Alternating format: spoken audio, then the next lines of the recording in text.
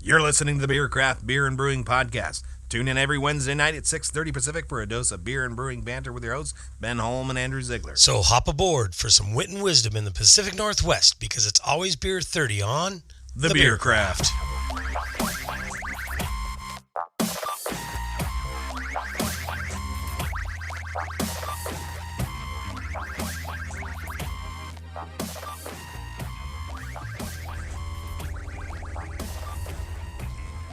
Welcome back to the Beer Craft Beer and Brewing Podcast. Tonight, we're taking on the dark side of brewing.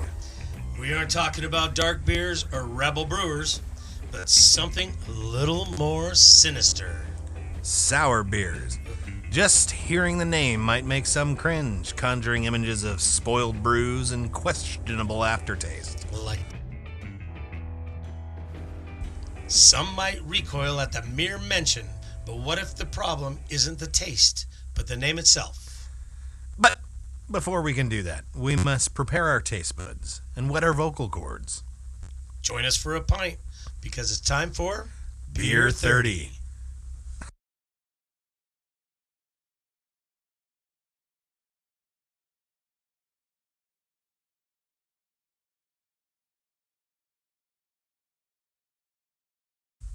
Andrew, how the hell are you today? Hey, man. Ben, doing good. Good, How about good. yourself? I'm doing all right. It is Wednesday night, my favorite day of the week currently, as I get to sit down with a frosty beverage Oh, yeah. with a buddy, which is great. What are we drinking tonight? I brought over, we mentioned Terramar last week on the show. We did. And I was fortunate enough to get a bottle of the Flanders Red, the Watershed Flanders Red. We're going to pop the tops on those bad boys and see what's cooking, because, we're talking about sour beers. We might as well pucker up with something. That's right. So we got the old beer key here. Terramar Brew Distillery. You know, folks, I only had one of these bottles, and Andrew thought he was going to be slick. And we're going to pause right there. Pause it right there. Oh, that came in the van, or the... You did, too. The pilot. Oh, and then you do... Fucking did it twice. I'm glad I got you some paper towels over there. Yeah. And it's got the wood floor. Yeah. No big deal. No big deal. I was just wondering if it got all over your boot. If it did, they've had worse. Could. So the Flanders Red. Flanders Red, Watershed. I got a bottle. And you picked up a bottle of the same damn beer today, didn't you? So. Happy accident, I think. I tried to find... I visited last night. Yeah. I went for pizza. How was the pizza? Dang good. Nice. Got the old Walter White. With a white sauce. I need You do too. I need to pay attention. More beer spillage in a spendy studio. What could go right? Yeah. Well, it's definitely got that red hue. Yep, a little orange. I should have taken a picture of my cup of foam. We had a little bit of an accident here in the studio today, but we're okay. We're gonna survive. We're gonna drink beer. I'm gonna get rid of some of this foam real quick. It's getting there. Whew, that's bracing. That's got some nice acidity. It's kind of an amber gold. Yeah, it's real pretty, folks. Like a dark amber. Oh yeah. I've tasted it too. I can still remember it last night. I had a taste of it on draft when I was there. I need another beer mechanism. Paper towel. Another. Clean up aisle 1. Clean up in Studio C. I can smell it. Yeah. It smells really good. All right. So this is part of their Confluence series. Yeah. Did you get details on the Confluence? I was. It trying says, to find that. just as land meets sea at Terramar Brew Distillery, our Confluence series embraces the merging of the elements. Our traditional Foder barrel, we'll talk about that in a minute, allows for mixed culture fermentation, combining unique yeasts, bacteria to create the complex flavors. Man, I can hardly talk today. It's a tasty beer. That's really good. 7.5%. Smells amazing. Yeah. I get some of that tart cherry. Really, it is a balanced acidity. That's quite nice. Yep. Our Flanders Red captures the spirit of the Skagit Valley with tart, earthy depth, balanced acidity, evolving through mixed culture fermentation in our traditional fooder. Fooders, man, I didn't know they had a fooder. They mentioned it twice on the bottle here. Yeah. For those who don't know, a fooder is a huge barrel. Something like 300, often 300 times larger than any barrel you've ever seen. It holds a lot of beer. I did not know they had one. I did know Garden Path's got a couple of them. They've been doing fooders for a bit. Drove by there this afternoon trying to get some beer, and unfortunately they're closed, but I saw their fooders from the parking lot. That was pretty cool. That's awesome. They're big. That is a big... Man, big flavor. It's a barrel the size of your garage. So picture that full of beer. Yeah, it's true. Yeah. It is about the size of a two-car garage sitting in there. It's big. So, yeah, gonna expect some oaky flavors Open from that. top, Yep. right? Yeah. Open top. Yeah. So how do they contain the, how do they keep the bacteria out of it? You know, because bacteria fall out of the air. Maybe it does have a top. I can't see that. I'm not that tall, so I can't see the top. Yeah. I think we should go take a tour. Take a tour. I hear they tour on Monday, maybe. That sounds fun. Unofficially. Yeah. Yep. We should do that. I mean, for podcasters. For beer nerds. Yeah. For beer nerds. big professional beer nerds. Yeah. Before 3. That's what I hear. Well, that sounds fun. We got to do that. Shoot some video and man, that's a tasty beer. It's really good. Dude, the layout there is really nice. It's cool. If you guys haven't been to Terramar Brewstillery, why? What's wrong with you? Yes. It's pretty cool. They got pizza in one in one building. Order that from the counter. They'll bring it out to you. Got a big kind of a hall-ish, a small hall, but where you gather around tables. Yep. And they got some outdoor spaces, but they also have the Speakeasy, which is a cool little space. They do piano night on Fridays. Oh, do they? In the Speakeasy. Okay. Yep. I was talking to Josh. They're always running silent movies. I mean, there's a silent movie. Kind of a vibe in there for sure. They were playing some cool 20s music last night. Did you have any? Did you have any of their cocktails, or were you just stick? No, I tried their whiskey. Tried their single malt whiskey. How was it? It was pretty tasty. Nice. Good balance, a little hot, but a good balance on the hotness. It's probably a little, what is it? Probably 100 and some proof, maybe. Well, 80 is 90 proof. Is pretty typical. Yeah, 80 if it was typical. If it was a cask strength, that might be 100 upwards of 110. Yeah.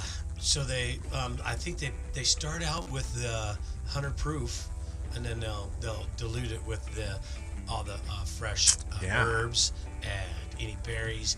Last time I had any of their spirits, they didn't have any. They just had vodka and gin. Yeah.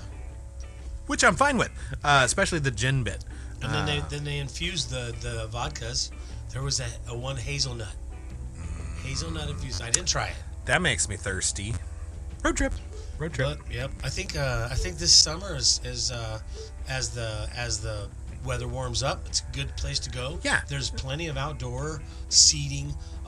There's like a big fireplace, metal kind of a. They got a cool thing going there. Really cool.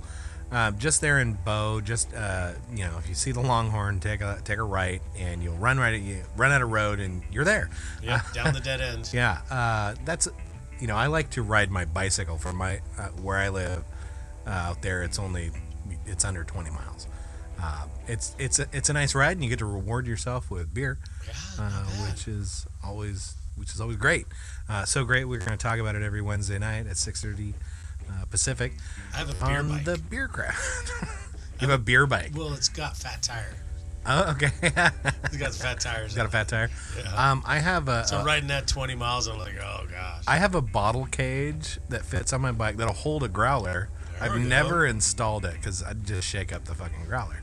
But I've got one and it's cool. And then you can get those saddlebags and you can hold a lot of beer. Case of beer. Yeah, it's gonna get jostled around a bit, Yeah. but that's okay. That's okay. Well, It'll settle. We're drinking this. This got jostled around riding in the back of my car. No problem. That's cool. We waste no beer. And nor should you. Nor should you. Nor. Man, that Flanders, man, it hits different though. That is tart, complex, and got just the right amount of funk there. Yeah. Yeah, it's got the deep cherry in it. Oak character. Man, but the pucker factor, that turns some people away from the sours. I think that's and it's wild because sour beers are some of the most misunderstood globally, and I think it's high time that sour beers get a better PR department. Right. I mean, for some people, the word sour just might mean spoiled. You know, I mean, sour milk is something you don't want, and that's the reputation that these beers have been fighting for years. So when we return, we're diving into why sours get a bad name, some common myths, and why you should give them another shot. It's like the stepchild of beer. So grab a fresh glass. We'll be right back. Thank you for joining us on Beer 30.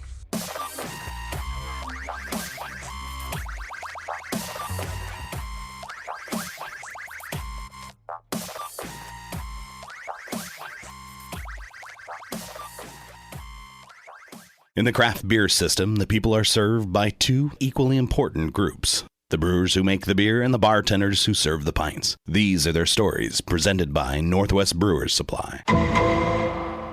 Mazda Man, with his arms slung over a life-size cardboard cutout of his best friend who couldn't attend the festival for reasons, is drinking his blue ribbon beer surrounded by equally passionate enthusiasts and, of course, a new best friend. All thanks to Northwest Brewers Supply.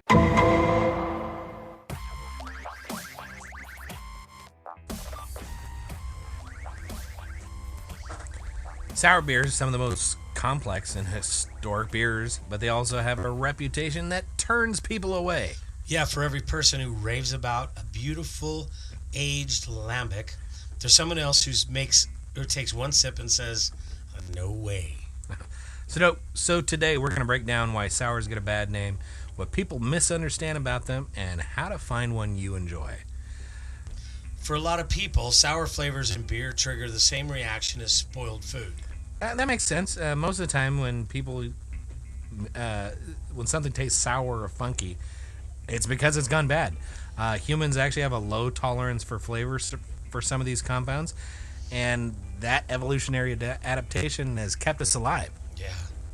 But in reality, the sourness in these beers comes from intentional fermentation with wild yeast and bacteria, things like Lactobacillus, Brettanomyces, and Pediococcus. Brettanomyces and Pediococcus. Brettanomyces and Pediococcus. Controlled chaos. Brewers use these microbes to create a layer of acidity, funk, and depth. They're not just some accidental infection. Fermentation as I see it as like controlled decay. Like sour pickles, right? I mean, sour pickles are a great example. All fermentation is controlled decay. All cheeses are controlled decay. Yep. You've got bacteria breaking down or fungus. Cottage cheese. Yeah. Coagulated milk. Yep. But yeah, all fermentation is kind of controlled decay. The fungus are the primary decomposers on the planet, and they're responsible for getting rid of everything. And God, without fungus, we wouldn't survive. We'd be buried under 300 miles of 3 miles of tree limbs and leaves and just detritus. We're in beer. We're fermenting. We're controlling that chaos as best we can, and for these beers, we're just using a different arsenal. from Lactobacillus, that's a very common bacteria strain. It's going to give us yogurt. Yeah. All of your fermented vegetables are lacto fermented. You don't. Andrew's making a face here. You're not a pickle fan. No, lactobacillus. I think I might have a little aversion to it. Lactic, just so like you're not a pickle fan. Because all pickles are lacto ferment. Yeah, lactic acid. Mm-hmm. Now, what's the difference between lactic acid or lactobacillus? Well, lactic acid is produced by lactobacillus bacteria, and there's a lot of different species of lactic producing bacteria. Lactobacillus delbrueckii. There's now I can't even remember Maybe it was the other just names. a really super bad sour beer that I had, and somebody told me, "Oh, I used lactobacillus in this," and it was horrible. And ever since that, I think I've had like the worst kind of sour beer experience is when somebody hands you, "Here, try my beer," and you take a sip, and before you even swallow, it's in your mouth, and they say, "Yeah, I don't know what happened." Yeah, That's a terrible way to do it, and we don't have to do that. We can control for that fermentation. Right. So is too funky too weird? For some, it may be, but you don't have to go to the extremes. That funky was a little too much for me, maybe. Maybe. Yeah. Sour pickles. Turns out they're very, very popular in the South, like Kool-Aid flavored sour pickles. The lactic acid is really quite thirst quenching. Even though you're eating food, it kind of makes you less thirsty. It's just the strong acids in the heat, very tasty. Think about eating ceviche in the summertime, right? All that lime, man, just makes it. That's really why good. we're always drinking our sours in the summer. But it can go too far, can it? Could. Another reason people shy away from sours, they think all sour beers are too funky or extreme. Well, yeah, they picture something like the barnyard or mouth puckering or smelling like wet hay. Yeah, I have to admit, the flavor descriptor like horse blanket is not going to win over hearts and minds. I know. There are plenty of bright fruit flavor sours that are super refreshing, like Berliner Weisses, the Gose, and other kettle sour ales. Oh yeah. So if you're hesitant, start with something like a fruited Gose. Oh, excuse me, say it again. So Scott. if you're hesitant to try sours, start with something like a fruited Gose. Those or Berliner Weisse. They're very approachable beers. Far more approachable than a deeply funkily, we talked about fantastically delicious episode Brett. 20. Episode 20. Yep. About Berliner Weisse. Berliner Weisse, yeah. Because we're gonna do one. We are. We're gonna make one. We're gonna tell you all about it in an upcoming episode. I think we're gonna be able to get Greg from Terramar to come play with us. Cool. On Brew Come Day. on, visit. He would be down. Now, do you have an electric setup? I do have an electric setup. You do. Yeah, so we can do kettle sour. Let's do that one. Very easy. I've never tried it on a full electric. Yeah. I mean, I've been a part of some blah blah blah. But Big thing with stuff on it. Did some stuff. Did some stuff, but never really full brewed it. My deal, So I mentioned horse blanket, and I'm gonna. It is one of the more off-putting flavor descriptors. I love it. I think it's fantastic, and I don't know what else you would call it, because when it's in your mouth, you just that's that horse blankety, horse sweat and horse blanket. Like it should be shit, but it's delicious. I for some reason. Just works. For some reason. It works. It's horrible, but it's good. I mean, like bubblegum and a Hefeweizen doesn't sound like it'd be a good combination, but that's also delicious as well. It's the my perspective on it is like, well, that tastes good, so I have to drink it. Right. We did a Brett Saison, a mixed culture Brett Saison with apricot, and Trevor and I drank the hell out of it way too quickly. And at some point, like, we had a power failure. The kegerator went down. Well, we drank the beer, but we took everything out of it to fix the kegerator.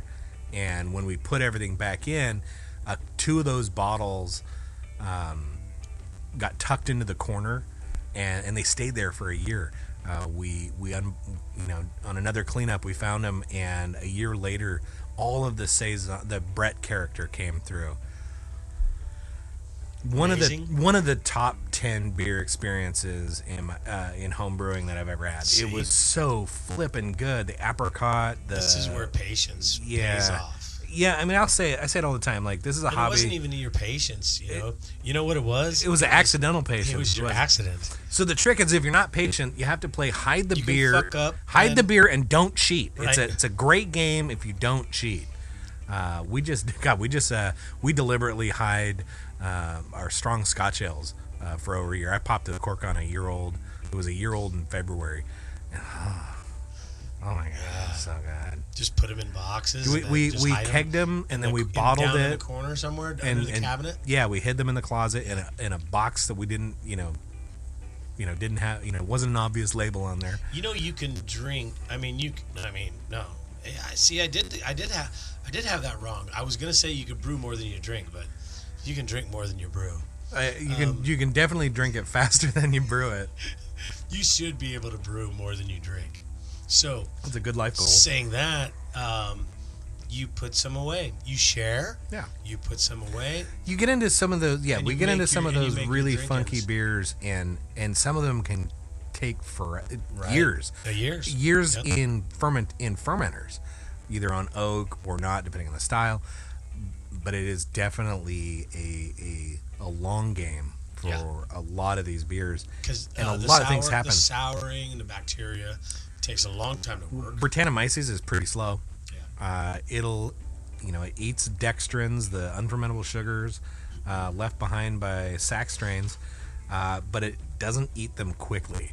But some of these flavors from especially Pediococcus and Brettanomyces, we're talking a long game.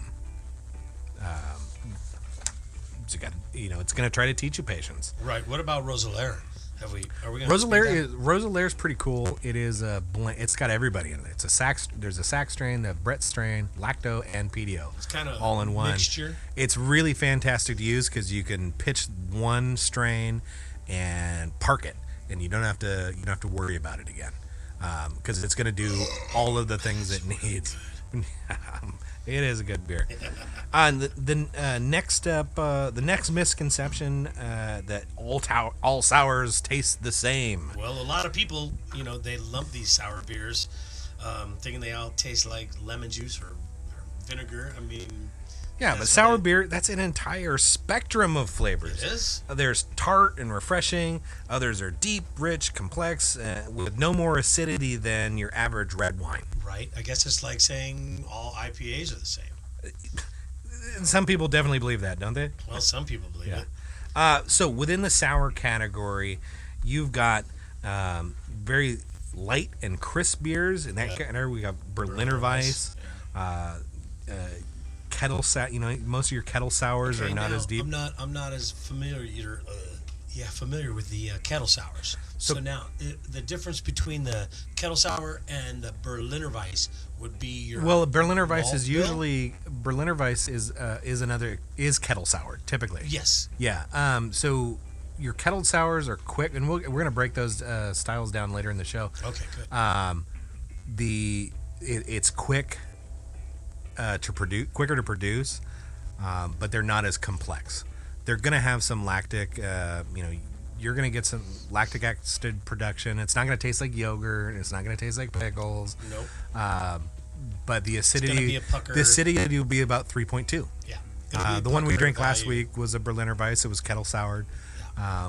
You can control for the acidity. Generally, you are doing it to taste whether or not you have a pH meter. But tasting your sample, is it puckering up? Do you need more, or are you done? You're good. You love it right there. It's time to boil, and we'll talk about those critical differences as we come up. But that's kind of your light and crisp. If somebody says kettle sour on there, you're not going to get too much in the way of complexity, right, or funk, because it's just lacto over 24 to 48 hours. Right. And it has and then we kill it. Nothing's building, nothing's mixing, aging. They get boiled, and then it kills it, so you're not producing extras later on. Which is a very good way to make a nice, quick Kettle sour beer. Pretty cool beer. We've also got fruity and refreshing beers. These are going to be your fruited Gose, some of your wild ales, some of your wild mixed fermentations, with or without fruit. Some yeasts present with fruity flavors. Sometimes we just throw fruit at them. Some of your Lambic, and we'll talk about that in a minute. A ton of those are fruited. Right, and some of them are not. Right. Yeah. So your Gose, that's often it's finished with like coriander and sea salt. So you get kind of a spice and salt character. Yep. Kind of dryish. Very dry and crispy beers. No, that one's not. The Gose or a Gose is not too soured. Again, they're probably I think they're also a kettle sour beer. So it's we can get the pH down to where we like it, and then we can add the salt that salinity brings. Salty sourness. Sour and salt. Delicious. Those are like primary flavor zones on your tongue. Yeah. What else? So now you're firing on multiple cylinders. This is the way. This is the way. So you get into some deeper and more complex styles, and you've got the Flanders Red, you've got your Lambic, Oud Bruin, Flanders Brown is also going to be in that category. Darker versions of what we're drinking tonight. They're Delicious. aged, far more complex flavor profiles, and complex is a hard one to describe. It's kind of, we're into ephemera here, but it's more than just sour. It is, and it's more than just the fruit. One beer in there sometimes. A lot of things have happened. A lot of things have changed. New flavors are created, and you drink them, and you just get this sensation in your mouth that, man, there's a lot of things going on in this beer. This Flanders Red, fantastic example. You can get them locally at Terramar Brewstillery, and I highly recommend you do so. In the bottle. Yeah. And then don't shake it up. Right now. Don't make that mistake. I think this was just bottled this week. It's so good. Lambics, those are, you're going to, availability on those. You can find Lambics from, it's here in my notes here. Lambics are fruited. So you're going to have Frambois it starts with an L. What's the name of that brewery? I can't find it in my notes. Frambois is Pêché. Creek is going to be cherry. Peach is Pêché. Man, if it's there's a fruit out there. And the Lambic Gose is just the Gose. And some of these Lambics, they're mixed fermentation as well. So lots of different cultures going on. Some of those Belgian Lambic producers, they haven't dusted the place in 500 years. And it's the microflora in the space. That's what goes into the beer. They're all open fermentation in what's called a cool ship. You ever played with a cool ship? I've never played with that, but that sounds fun. It is kind of cool, kind of scary too. Cool ship, for those of you guys who don't know, imagine a long, shallow trough full of beer. The primary purposes were to cool it quickly as you reduce increase the cross section, as you increase the surface area and decrease the volume beneath it, you can cool faster. So they'd pour it into a trough and they'd let it cool down. We want to cool things as fast as possible, and when water's scarce or expensive or otherwise unavailable, cool ships are a way to do that. Cool ships are good. They took it to another level though. They just left that beer to ferment in that darn thing. Have a nice generally the head on it.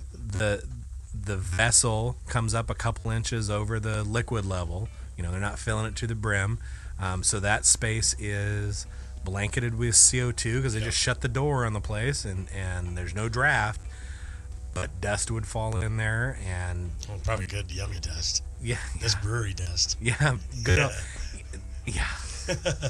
Remains of malt, in something like those Belgian, some of those Belgian breweries. Whatever I bring in on my shoes. You're making it sound serious. We're trying to win hearts and minds and convert drinkers here. You know what happens in my backyard? It's prime territory for production. That would be dog beer. Well, they got Beard Beer. Remember that one Beard from Beer from Rogue Brewery? Yeah. The head brewer. Yeah. That yeast right out of his beard. And, in my younger days, I didn't know anything about sours, and I turned my nose up to that beer as well, like I'm sure some other people did. But I would try. I would drink that today. You really think he didn't really wash his beard that much, or did they just kind of like... Well, even if you wash things, like you pick up so much stuff throughout the day, you're still covered in a 1 micron layer thick of wild yeast bacteria and the like every day Are on you the just planet. normally? Just Everybody? just for the privilege of hanging out outside. How today. thick is this cover? 1 micron. 1 micron. Yeah, it's wafer thin. How thick is a hair? Like 30 or 10 microns? Yeah. I'll look that up. I'm sure our listeners will care The to know last thing that, I looked up was the brewery where they do the framboise and the creek. Yeah, what was that? Lindemans. I knew it started with an Lindemans. L. I couldn't coming out of my Super face good. there. And I recommend going and grabbing some of those. They're easy. Get them at Hagen. Go get a creek. Yeah, the cherry flavored ones. I gave my when my middle child was 12, she tried the raspberry, what's its name? Framboise. She tried a framboise, and she really liked it. She liked that a little too much. So finally, we get into the funk factor, the aged crazy beers, the Gose, and that's not to be confused with Gose. Gose is Belgian, Gose is German. The Gose, the Brett beers, or your mixed fermentation. Throw everybody at the kitchen sink. Well, the Gose is going to be where you don't put any. There's not fruited, nothing. It's kind of just that. They're long aged, yeah. Super and come from Belgium instead of Germany. No salt. Right. There it goes. And if a human hair fell in there, that human hair would probably be about 70 microns. Oh, 70 microns. Yeah. So one is practically none. Bacteria. Wow. Yeah. Very, very tall. Very tiny. So you've got room. The point we're trying to make here is there's a lot of room in that category. Yeah. They are not at all the same. And it's gonna be difficult to create the exact same beer like year after year, because everything changes slightly. And so they get into time frames. Yeah, some of those guys, they get into like blending barrels. Blending is the only Flanders way. Red is traditionally a blended beer, so they take a younger Flanders and they mix it with an older one to balance that acidity and try to have some sort of maintenance. Yeah, because you're always a lot of off winemakers, the whiskey barrel. makers. These guys do blend. Even like single malt Scotch it's all from a single year, but it's mixed proportions from several barrels to produce a uniform palate. Trying to reach an archetypical style. Right. So Glenmorangie always tries to taste like Glenmorangie, even though this 10-year-old is 10 years older than this other 10-year-old Scotch, and so they use people with far more advanced palates than my own. Yeah. Some of these guys, the pro blenders who can do that job, Amazing palates right there. That's crazy. like Superman level good. Yep. Like just obscene levels above the junk I can taste.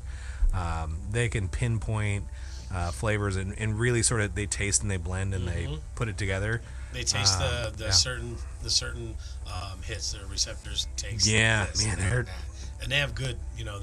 That's their job. It's kind of, I imagine it's probably also kind of a hard to be alive to have because if you're out and about in the world and you taste something that you don't like, I imagine you really don't like it. Yeah. Like it got the volume turned up too. Yeah. So I imagine going through the world might be a little bit more difficult if you're a super taster. Super receptor taster. Yeah, crazy town. Yep. But I think there's a sour for everybody.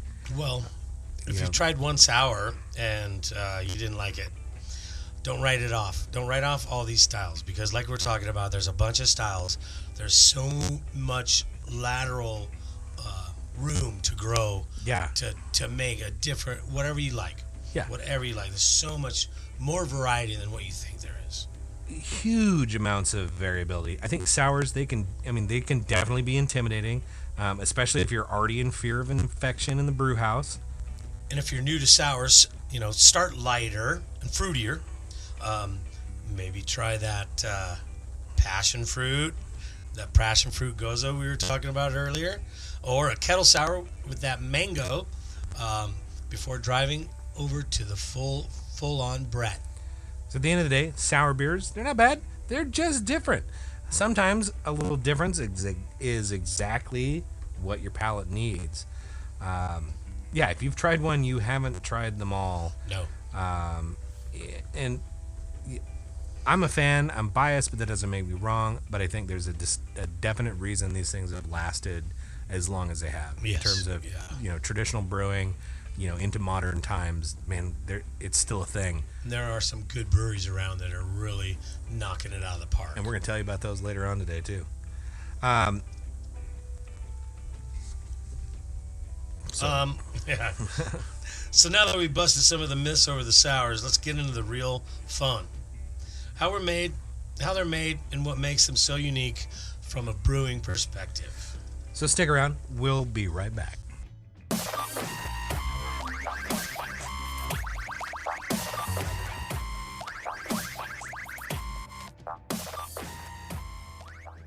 Somewhere in Skagit Valley, beer is vanishing. H&M, it's true. Beers are disappearing from fridges and pints faster than we can track. Local brewers are making beer so fresh and flavorful. And Northwest Brewer Supply? The source of the phenomenon. They supply the tools, ingredients, and knowledge to create brews that defy logic and gravity. The truth is out there, and it's at Northwest Brewer Supply. Visit nwbrewers.com.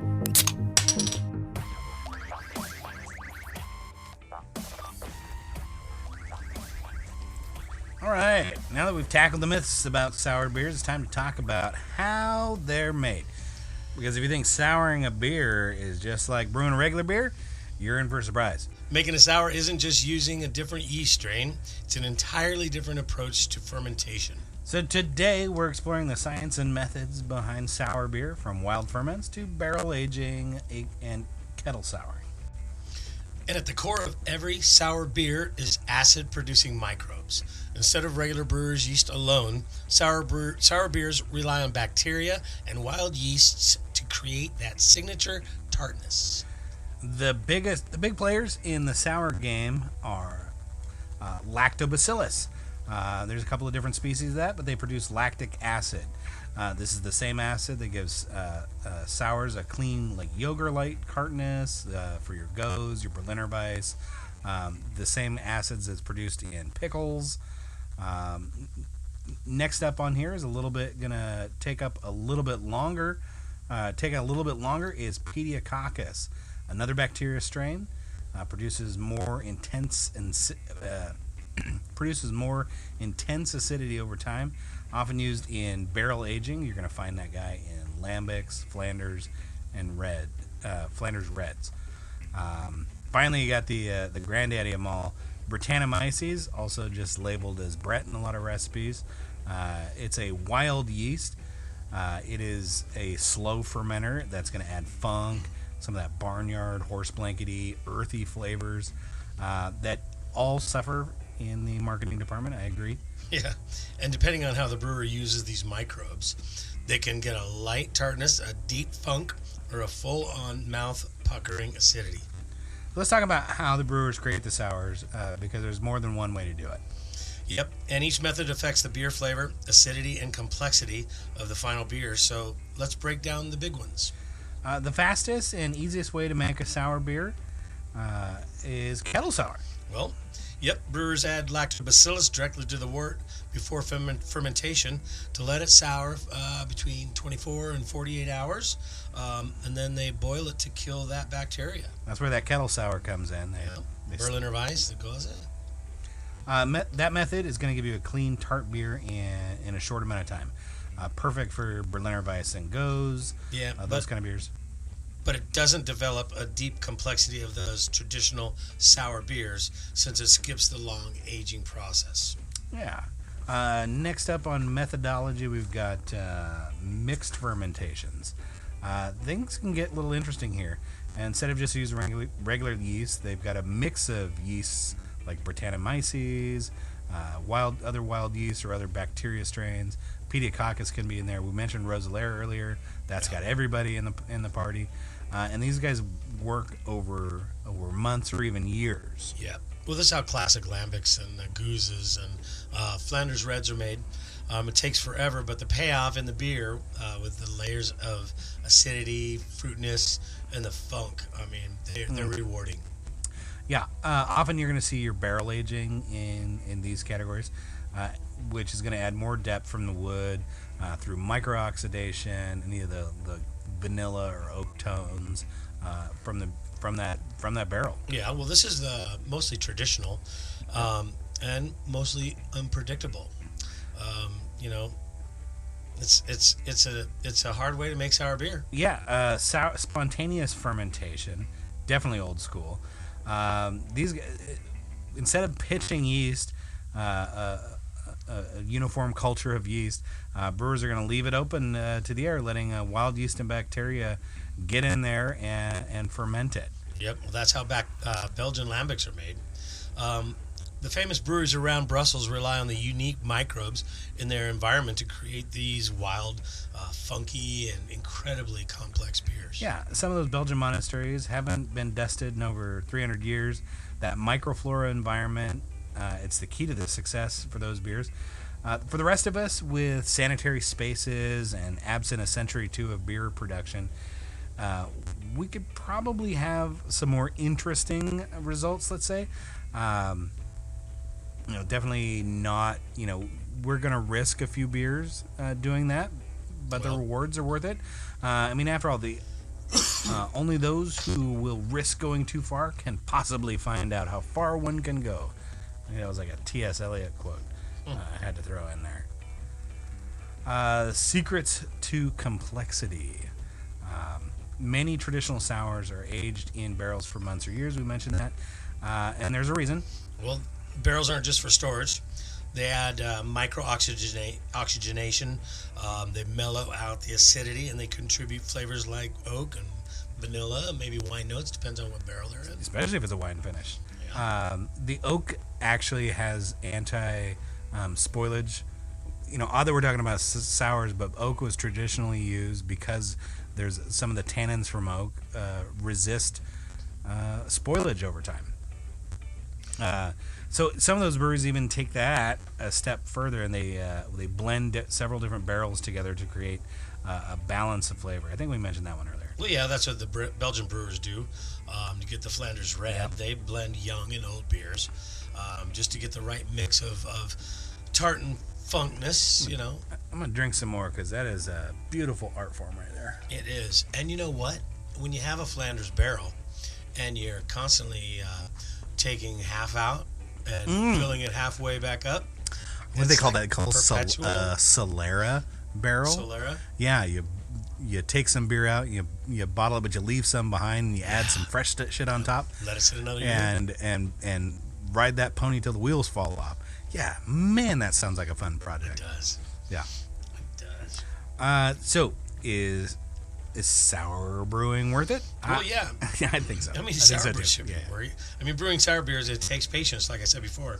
A little technique. It also gives you some of the most unique and the flavorful beers out there. Oh, man. So even if you're a home brewer, there are ways to experiment with sours, from quick kettle sours. You can go long term. You can get some mixed fermentation projects in there. Get in there and make a mess. Well, I know. Trust me, there's something magical about popping open those barrels of your own barrel aged, or popping open the bottles, popping open the barrels. Oh, yeah. Popping those bottles of your own barrel aged sour after a year of waiting. If you've been that patient, man, that's the way. So whether you're drinking sours or producing yourself, man, just give them a little time. Give them a little respect they deserve. Do it. These are great beers.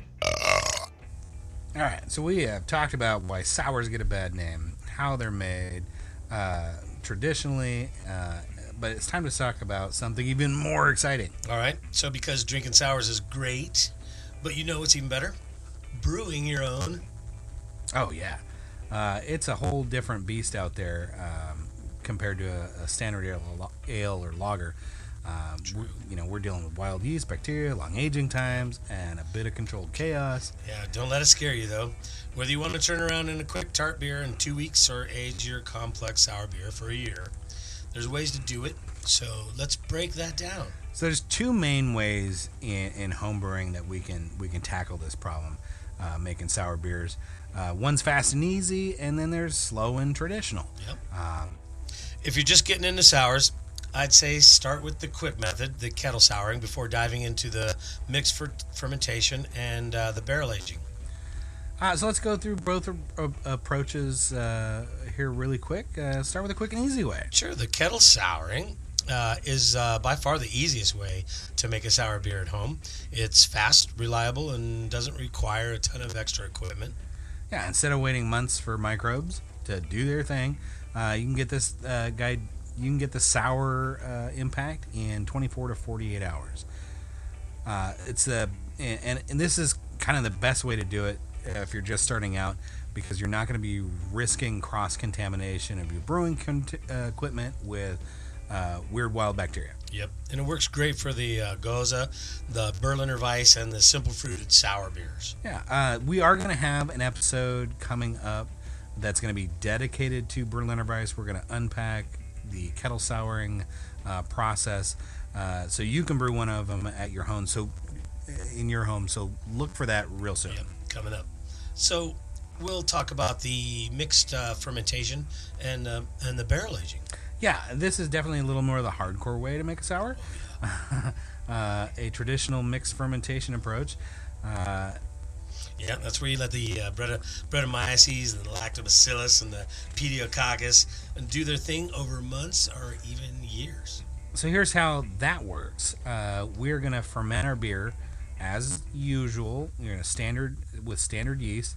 I will note, usually you're going to be doing a low-hopped beer like a blonde or a saison. Yeah. A lot of these sour bugs friggin' hate hops. We use hops traditionally because they're antimicrobial, antibacterial. It was a preservation thing more than anything else. So we got to watch out. Right. So after your primary fermentation, move it to a carboy, a barrel, or a fermenter. This is when we're going to add our wild yeast and bacteria. You can go with Brett, Pedio, Lacto, or mixed cultures. There's a lot of cool stuff out there. It can take 6 months. It could take you 2 years. Microbes, they create acidity and that funk over time. Yeah. Past the 2-year mark is when we get to taste it and blend it. Maybe we got something newer, a younger beer lying around. We want to balance that.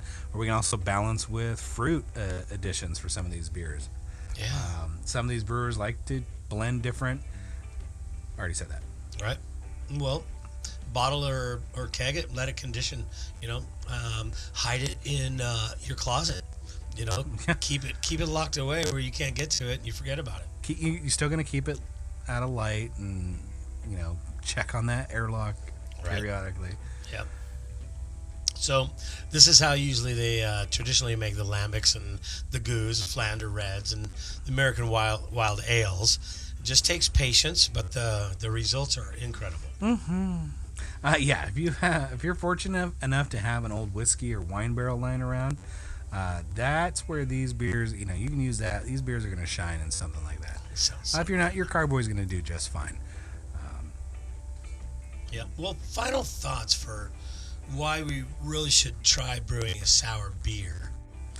Brewing a sour, one of the most rewarding and creative things we can do as a home brewer. Yeah. So get to work with your wild microbes, experiment with aging, and even blend beers like the pros. So you can go quick and easy kettle sour or a long-term aging process. But making sours at home is a fantastic way to level up your brew game. Yeah, so don't be afraid to try it. Start small, experiment, and embrace the funk. Oh, yeah. All right, so we've got the myths, the science, how you can do it. But what if you just want to drink the best sour beers out there? Well, Here's our picks for the best sour beers that you need to try, from classic lambics to modern craft takes. We know how they're made. We know how to brew our own. But what if we just want to grab a bottle off the shelf? Well, because let's be real, brewing a sour can take months, or like we say, even years. But luckily, there are some incredible sours out there that you can enjoy right now. So in this segment, we're going to break down our must-try sours, from classic old world styles to modern craft examples that are pushing the boundaries. Well, that sounds good. So if you really want to understand the sours, you've got to start with the classics, the beers that pave the way for everything we drink today. Yeah, the gold standards of sour beer. And if you haven't tried them yet, man, you should put them on your list. We're talking lambics, is where it all started. Spontaneously fermented, barrel-aged, and blended into one of the most complex beers on the planet. You want the real deal? You've got to grab a Cantillon Gose or a Drie Fontenaine Oud Gose. Legendary beers. Gosh, that Cantillon, I've had that. That's fantastic. Right. Got it at the Great Northern or Garden Path. Occasionally gets that one. Oh, yum. Well, if you want a more fruitier try, go grab like we were talking about, the Lindemans Creek. Oh, yeah. Or the Framboise. The Creek is the cherry. The Framboise is the raspberry. And you can try a couple of these choices from Boone and Cantillon also. Yeah. As well as Lindemans. In the Flanders Red or Old Bruin, you got, this is the funky side of Belgium here. The Flanders Red or Old Bruin, this is the funky side of Belgium. If you like a little malty sweetness, go for a Flanders Red or the Old Bruin. You can take it just after Old Bruin. Yeah. So these beers have flavors like the dark fruit, balsamic vinegar, oak, and thanks to the long aging and the wild microbes, they all kind of can mix together. Yeah. So look for Rodenbach Grand Cru for that classic Flanders, or a Guden Carolus Old Bruin for a maltier take. Of course, there's the Watershed Flanders from Terramar. You just go get that right about now. Right, we should have that one already, because you could have paused an hour ago, got one, and then you'd be... I'm taking a sip of my last. The last of it. Dang. What do we got in the Berliner Weisse and Gose category? If you want something refreshing and low ABV, go for the Berliner Weisse or the Gose. Yeah, bright, tart, often fruited, makes them super drinkable. Yep. Drinkable. Look for Professor Fritz Bream 1809 Berliner Weisse or the Westbrook Gose. Both are phenomenal examples of this style. Yeah. Let's talk about some of the modern sours. Craft brewers have taken some of these traditional styles, and they're going to put their own spin on things. Yeah. These beers, they're pushing the boundaries, and usually things like barrel aging or dry hopping or some wild yeast. I think wild yeast is pretty big. Well, I mean, that's Garden Path's game right there. They got Terramar as well. Yeah. So who are some of the best craft breweries out there for sours right now? Jester King's gonna out of Texas is gonna take a spot on that. The Rare Barrel in California, Crooked Stave in Colorado. Yep, and Jester King's La Petite Prince is a great intro to farmhouse sours, and Crooked Stave's Surette is funky. It's approachable though. All right, let's talk about some of the fruit bombs out there. If you love big, juicy flavors, check out the Vale Brewing's Fruited Sour or Mortalis Brewing's Hydra Series. Yep, these beers drink almost like smoothies with tons of fruit and lactose for a thick dessert-like experience. But hey, we can't forget all the IPA lovers out there. If you want to take a dip into sours, there are dry hop sours out there. Those hops with tropical fruit addition... hops with like tropical fruit without the the hops add tropical fruit and citrus. Late additions don't impart bitterness. Right, you don't want too much bitterness in this. Almanac Beer Company does some They do some awesome. Yeah, Almanac. Almanac. It is Almanac. Yeah, Almanac Beer Company does some awesome ones. Check out Hoppy Sour Series. Oh yeah. There are some local options for us here in the Pacific Northwest as well. Wander's Millie Sour, a rotating fruit. Oh, Millie's. Yeah, Millie's. Good. Yeah, she's good. It's a rotating fruited kettle sour. Yep. Garden Path. They've got a lot of spontaneous ferments going on there. Aslan Disco Lemonade. That's a great beer. That's a GABF. They won GABF and Washington Beer Awards Gold Medal Berliner Weisse. Fantastic. We talked about Terramar. The Flanders Red has taken gold. Washington Beer Awards taken craft. It's got like 3 or 4 gold medals on it as well as North Fork Brewing. They have got an extensive sour program, including mixed culture ferments and barrel-aged sours. Fantastic options right here in the Pacific Northwest. Now, we didn't mention Black Raven Brewing. They had a sour program? They have had How did I overlook them? I don't know. Over the past, you could usually get 5 different year-old sours during their anniversary party. You still know people down there? Some, not many. Gotta tap that resource. Yeah, yep. So yeah, I would suggest go and try Black Raven. Oh yeah, they've been doing it for many years. Sounds like something on my to-do list now. Oh yeah. So guys, there's no shortage of great sours out there. But if you're new, just start with something easy. Yeah, remember, go for that Berliner Weisse. You can go for the Gose or that fruited Lambic, before diving into something a little more funky. If you already love sours and you're already a fan and this show is for you, just keep exploring. There's always something new and experimental coming out of the craft breweries. Man, that scene they're doing crazy stuff. Yeah, but at the end of the day, the sours are one of the most exciting styles in beer. And whether you love them or you're just getting into them, there's always another great one to try. So that about wraps it up for today's episode on sour beers. We covered the myths, the science, brewing your own, best ones to try. Yep. And sours might not be for everyone, but they're definitely one of the most unique and rewarding beer styles out there.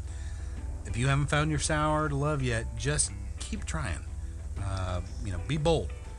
The right one's out there for you. The right one's for you. So thanks for listening. If you enjoyed the show, subscribe, leave a review, and follow us on all the social medias out there.